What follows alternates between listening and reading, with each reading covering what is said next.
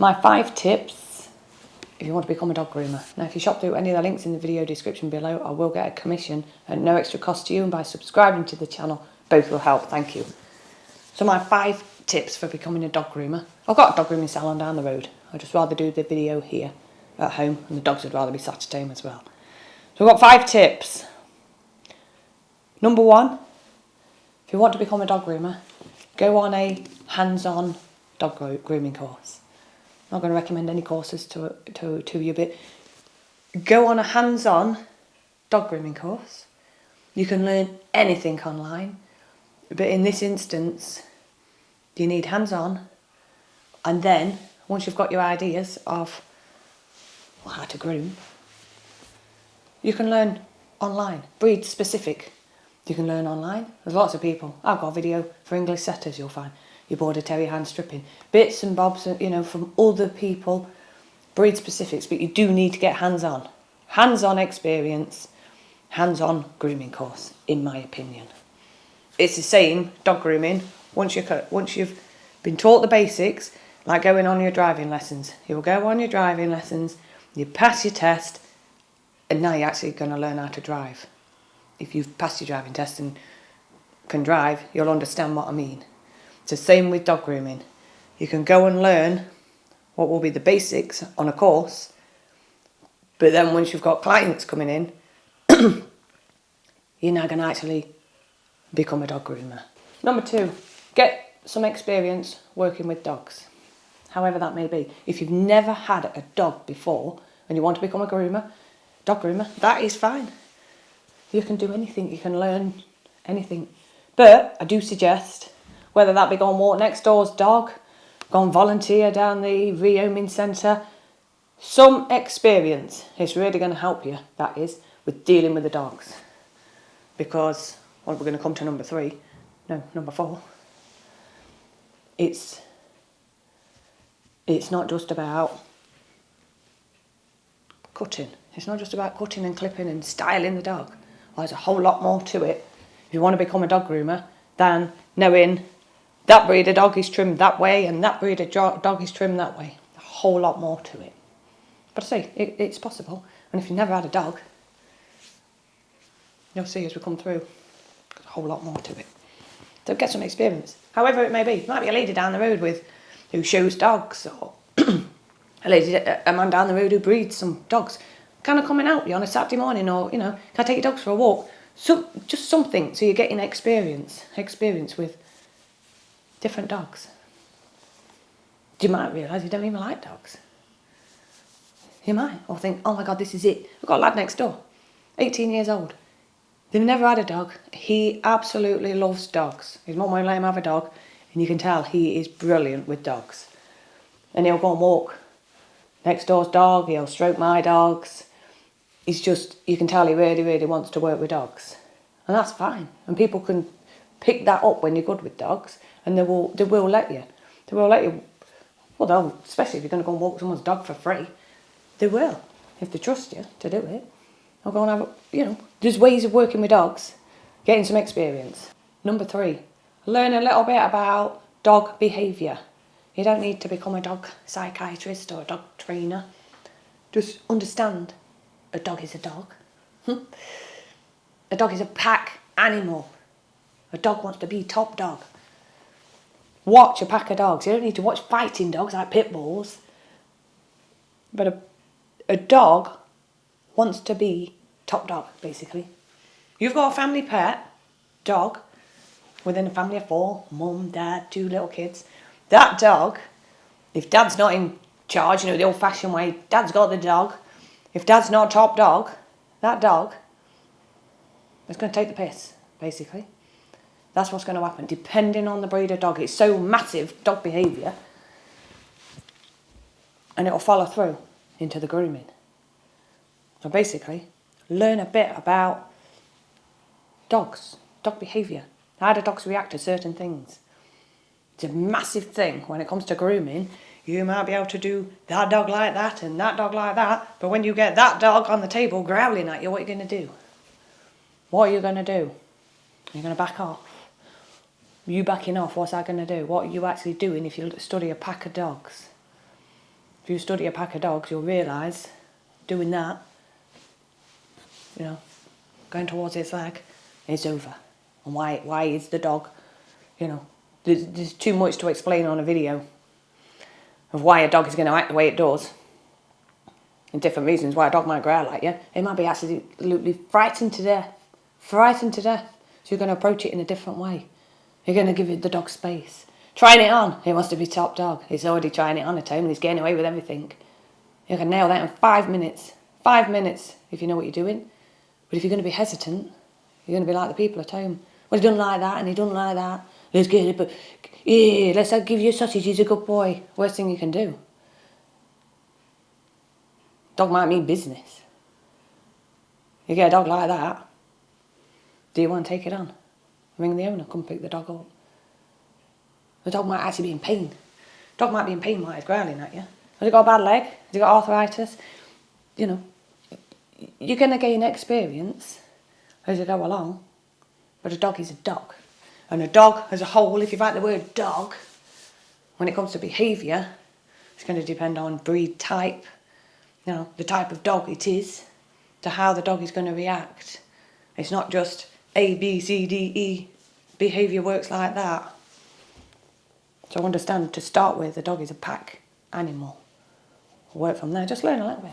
By going and walking next door's Jack Russell and next door, you know, 3 doors down Labrador, you're going to see that these dogs are totally different. No doubt the standard stereotype of the Jack Russell is going to be growling and everything as it walks past. Not nasty, it's on guard, isn't it? Border Terrier, yap, yap, yap, yap. It's ready, where the Labrador is probably going to go up to everybody and be dead friendly. That is dog behaviour. Dog behaviour. And then the person who owns the dog is going to have a big influence in how that dog reacts too. How that dog behaves. And you'll realise that as you become a dog groomer. Which is going to lead to number 4. Just to add to number 3, dog behaviour. Remember this one. Muzzles are your best friend. Dog muzzles. They are. If you've got messages when you become a dog groomer and you want to start your business, you get a, can you groom my dog? It might need a muzzle. Might need you're going to put a muzzle on. You will put the muzzle on and you might take it off. Okay, get that one. I had a man the other day ring up. Could you groom my dog, please? Working cocker. I says, oh yeah, of course I will. Let's have a look what I've got. He says, he might need a muzzle. Well, I says, mighty. What's wrong with him then? Well, he can be funny. In fact, I think he does need a muzzle. Okay. He said, it's very awkward to do. I thought, I don't need this. I've got loads of dogs. I said, actually, I think I'll leave it. I said, my back's already playing up. I said, by the sounds of what you're telling me, I think you need 2 dog groomers. And he said, well, actually, that's what the other groomer said who won't groom him either anymore. He said, he said the same thing. I think you need 2 dog groomers. So, we're going to lead to number 4. People. People. Here we go. Number 4. People skills. Now, do you like people? I really like people, believe it or not. I actually really like people. I find them fascinating. What do you like people? You want to become a dog groomer? You want to work with dogs? Do you like dogs? Of course you do. This is exactly what my college tutor said to all 40 of us. We were all in a tiered lecture room. She stood down there and she said, who likes people? Put your hands up. No one did. Who likes dogs? Everybody puts their hands up. Now this lady, bear in mind, previously owned a boarding kennels. Previously. And she then decided to become a lecturer. I wonder why. She laid into everybody. This was in the 1990s. I was 16. I'm 50 next year. It was a long time ago. And in the 90s, you could say what the hell you like to people. It didn't matter. Did not matter, and she did not care. She said, none of you are going to come to anything if you do not like people. You can't connect with people. She went mental. Absolutely mental. She said, if you do not like people, you might as well go home now. Go home now and forget it. She left us all stunned. Well, for 3 years I had that lecturer. We were all frightened to death of her. Frightened to death of her. She was good. She was good.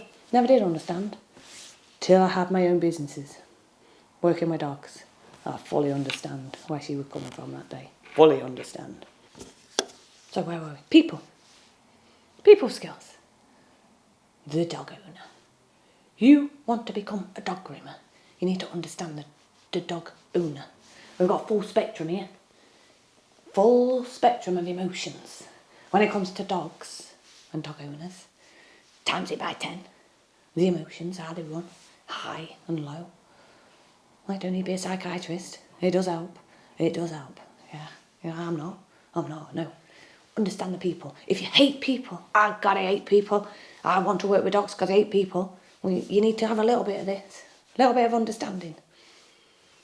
The person, the dog owner, as a groomer, they're gonna book their dog in with you, aren't they? The dog's not gonna ring up and say, I want my hair doing. I want my coat doing. The dog's not going to do that. No, they're going to book the dog in. They're going to pay you. They're going to go and tell all their friends, aren't they? About you. Not the dog. Dog don't care.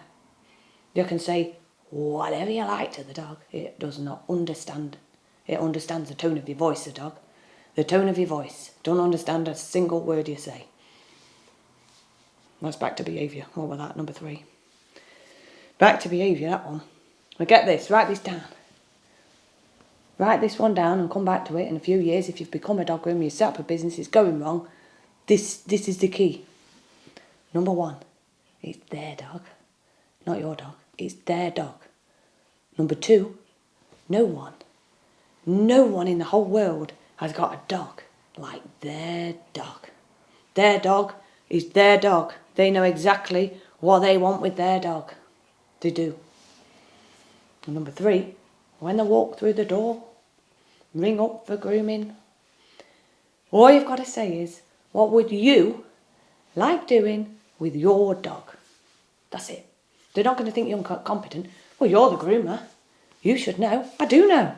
I know exactly what I would do with your dog. But what would you actually like doing? You can have some input. What would you like doing? Because you may have been taught, you as the groomer, A, B, C, D, E. I've got my notes. A, I'm going to do this. So each breed, however you've done it, well, I do this with this dog. I've spent however much on my course. So what do they know? They're not a groomer, are they, what walks through the door? No, but they are the owner. They're paying you and they know what they want. So now you take that information, you say, well, normally I do that, but they actually want that bit a bit shorter, that bit actually a bit longer. Whatever it may be, listen. That's all you've got to do. Listen to what they say and try and give it them. You're not going to people please. That's completely different. I want my dog grooming on Friday night at 8 o'clock. Hard luck. Hard luck, I'm not doing that. No. There's another people skill you need to be able to say no. I'm not doing that. Be able to explain their idea what they want. I'm afraid that's not going to happen. You can break the ice. I want my dog to look like that. Waving a piece of paper at you. They've got some off Pinterest. Well, I want to look like Candy Swimmingpool. Is that her name? Swimmingpool? Well, that's not going to happen, is it? Same thing. You made a bit of a joke. I've got a groomer. She says, one of my friends, she says, I want to look like Cindy Crawford. I do. But the hairdresser's going to laugh, isn't she? She's going to laugh at me when I say that. You sort of broke the ice of it. You have a bit of a joke. Look, I know what you want, but your dog is actually really mattered up. So let's start with this and we'll move on. Communicate with them. Don't just say, oh yeah, I can do that, and go whoop off. They're going to go mental. They're going to go mental if you don't listen. Okay? That's a massive, massive, massive bit. You don't need to be a psychologist. But the dog owner, I've dealt with, oh God, so many dog owners, not just for grooming, for looking after. You know, you're going to gain experience as you go along. But I would take these points down. Write them down, really take this in. And think, well, I want to be a dog groomer. What's it got to do? You know, I've spent all this money. I've been taught like this. That's where a lot of people will go wrong. I've been taught like this. I've spent all my money. What do they know? They know what they want, wherever they've got their ideas from. Another example, I'll give you an example of this lady with a Cocker Spaniel. It must have been her first dog. She came and she had got some ideas. And I thought, this has gone a bit silly, this dog. I didn't say that. I said, are you sure that's what you want? Yeah. I said, well, what I would actually do is da-da-da-da-da. That's what I'd do. Have the ability to look at the dog and know what he's going to look like before you've even touched the dog. He said, no, I don't want you like that. All right. Okay. I said, well, I can do what you're asking.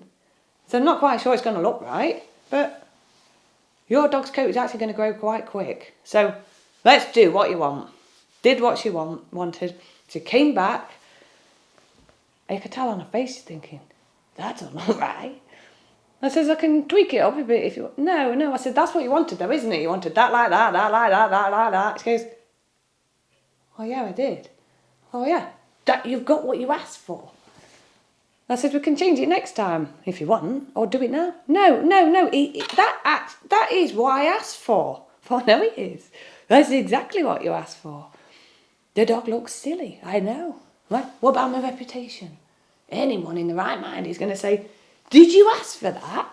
And she's going to say, well, I did, yeah. That's exactly what I asked for. And think, well, there you go then. There you go. They're not going to go, where did you go? And she'll say, well, I went to Rebecca. Did you ask for that? Yeah, I did. And think, well, you got what you asked for, haven't you? She comes back the second time. I think this time, what would you like doing with your dog this time? Esther's got some more ideas to take it shorter. I find it's still not going to look right, but we're working with what you want. Did it again. The third time, I says, what are we going to do today then? What we doing with him this time? She says, you know what? I don't think I know what I want. I thought, well, I knew that the first time. So shall I do what I think? I've got an idea now what you do want, but I could balance it out a bit. Just do what you think. Do what you think. She came back. That looks better. That looks better. She got home. She then messaged me. I don't know why I didn't listen to you in the first place. I thought, I know exactly why you didn't listen to me. You didn't listen to me because I didn't force it on you. You had to play that out. If I'd have listened, I'm going, that's going to look ridiculous. Do it my way, because I know what I'm doing. She'd have never come back. On the simple fact that I'd not listened to her. She'd have told everybody, don't go there. Don't go there because she don't listen to you. Because that's how people work, isn't it? Have a little bit of, it's their dog. It's their dog, their precious dog, especially when it's a puppy. Their dog. And so you're not got people, please. You're not doing it on Sunday afternoon at 2 o'clock because it suits them. 8 o'clock on Friday night. No, you're not. And you're not going to do ridiculous. The dog's matted up to the eyeballs, but they want it to look like, whatever the breed is. Not this time. No, the dog's in a right mess. Let's start from the beginning. Work with them. That's my bit on people. I don't think I've got any. And terminology. People who own dogs have their own terminology.